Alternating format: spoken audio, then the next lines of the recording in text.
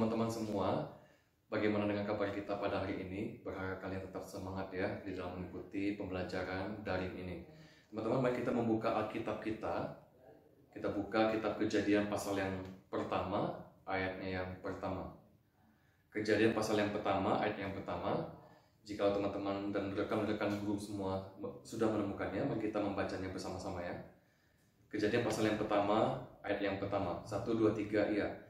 Pada mulanya Allah menciptakan langit dan bumi. Mari kita bersatu di dalam doa. Bapa, kami mengucap syukur dan berterima kasih kepada Engkau, Allah yang begitu mengasihi kami, Allah yang merupakan pribadi Alfa dan Omega, yang awal dan yang akhir. Kami bersyukur punya Allah yang hebat, Allah yang takjub, Allah yang begitu mengasihi kami. Tuhan, sebentar lagi kami akan merenungkan sedikit daripada firman Tuhan. Kiranya Engkau yang menolong setiap kami supaya kami boleh mengerti maksud daripada firman Tuhan. Dan biarlah juga Tuhan melalui Roh Kudus-Mu, Engkau memampukan, menguatkan setiap kami untuk boleh bisa mengaplikasikan, bisa melakukan firman Tuhan ini di dalam keseharian kami. Biarlah Tuhan, apapun yang ingin Engkau sampaikan kepada setiap kami, itulah yang hamba-Mu sampaikan. Inilah doa kami Bapa, hanya di dalam nama Tuhan Yesus kami sudah berdoa dan mengucap syukur. Amin. Teman-teman semua, ketika kita melihat seluruh alam semesta ini, alam semesta yang begitu sistematis, yang beraturan, yang indah dan menakjubkan, pernahkah kita bertanya dan berpikir, siapakah yang menciptakan semuanya ini? Jawaban yang mungkin sering kali kita dengar ialah Tuhanlah yang menciptakan segala sesuatu. Nah teman-teman, ketika saya waktu masih SMA, saya pernah bertanya begini di dalam pikiran saya. Dunia dan alam semesta ini kan diciptakan oleh Tuhan. Terus Tuhan itu siapa yang ciptain? Apakah Tuhan itu terbentuk dari gas atau dari siapa begitu ya? Nah, rekan-rekan guru dan teman-teman sekalian, pertanyaan ini terus ada di dalam benak pikiran saya. Sampai satu hari saya mendapat jawaban dari sebuah buku yang ditulis oleh seorang hamba Tuhan yang bernama Ravi Zacharias. Ia menulis buku tentang Who Made God, ya, siapa yang menciptakan Allah. Nah, di dalam buku itu, di dalam buku Who Made God, ada kalimat yang bunyinya seperti ini.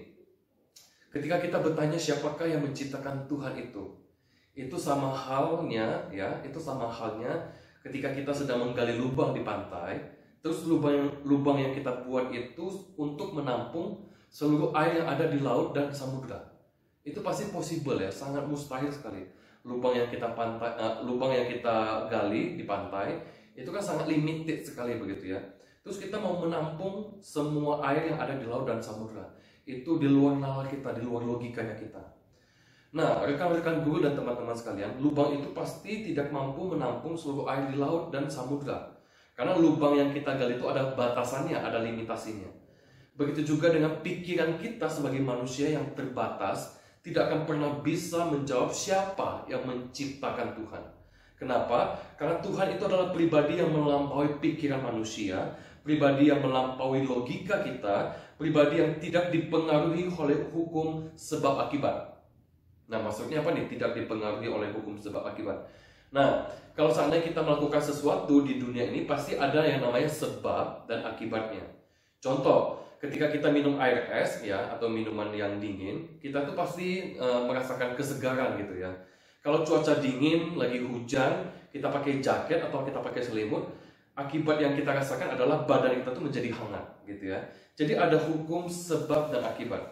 Nah, kalau kita perhatikan, Tuhan itu tidak demikian. Tuhan itu tidak seperti kita, ya. Dia tidak dipengaruhi oleh hukum sebab akibat itu. Karena Allah itu adalah Allah yang sejak dunia ini belum ada pun, ya, segala sesuatu ini ada, dia sudah ada. Dia disebutkan di dalam kitab Wahyu itu adalah sebagai Alfa, yang awal, sebagai Omega, dan sebagai yang akhir. Allah itu tidak bisa dibatasi oleh ruang dan waktu. Dia adalah Allah yang tidak terbatas dan dia sifatnya kekal. Bahkan sebelum dunia ini dijadikan, dia sudah ada. Nah, rekan-rekan guru dan teman-teman semua, kita yang adalah ciptaan Tuhan, pernahkah kita mensyukuri dan memuji Allah yang begitu takjub itu? Allah yang pencipta kita dan penebus kita. Adakah rasa kagum dan hormat pada Dia? Dia yang menciptakan kita, Dia tahu tujuan hidup kita, Dia tahu segala sesuatu tentang diri kita, bahkan masa lalu kita. Dia tahu apa yang ada di hati dan pikiran kita. Dia tahu apa yang akan kita lakukan ketika kita sedang sendiri di dalam gelap dan tidak ada orang. Dia tahu segala sesuatu tentang kita. Tuhan itu bukan hanya sekedar tahu segala sesuatu tentang kita, tapi Dia itu sayang dengan kita. Dia menebus kita. Bahkan Dia lahir, mati, dan bangkit bagi kita. Supaya apa? Supaya sekali lagi, supaya kita itu hidup di dalam Dia, dan kita hidup untuk Dia, dan kita juga memperoleh keselamatan yang kekal. Rekan-rekan guru dan teman-teman, tanpa Tuhan, ya, tanpa kreator kita, tanpa pencipta kita, kita tidak bisa hidup dan tidak bisa melakukan apa-apa. Di dalam Yohanes pasal yang ke-15 ayat yang ke-5 mengatakan bahwa akulah pokok anggur dan kamulah ranting-rantingnya. Barang siapa tinggal di dalam aku dan aku di dalam dia, ia berbuah banyak, sebab di luar aku kamu tidak dapat berbuat apa-apa. Harusnya kita tetap terus dekat dan tinggal dengan kreator kita, pencipta kita.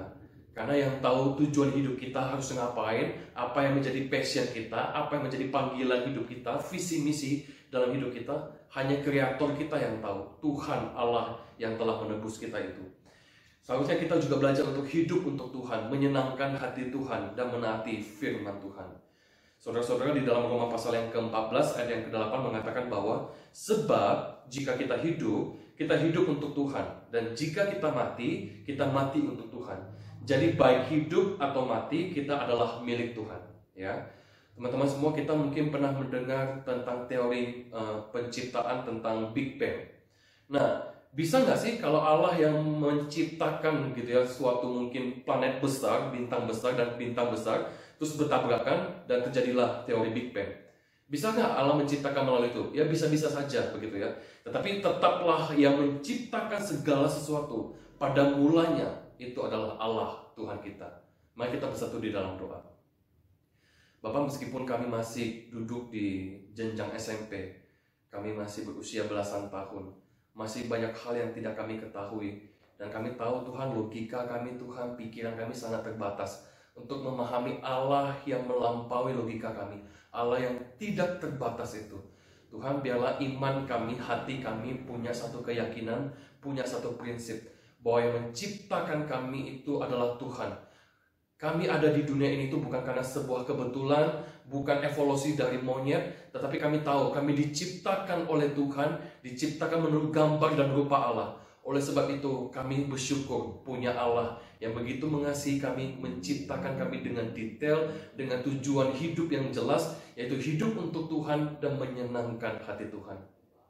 Biarlah firman Tuhan yang sederhana ini membuat hati kami semakin yakin bahwa kami ada karena Tuhanlah yang menciptakan kami. Kami percaya kepada Allah itu. Inilah doa kami Bapa. Hanya di dalam nama Tuhan Yesus kami sudah berdoa dan mengucap syukur. Amin.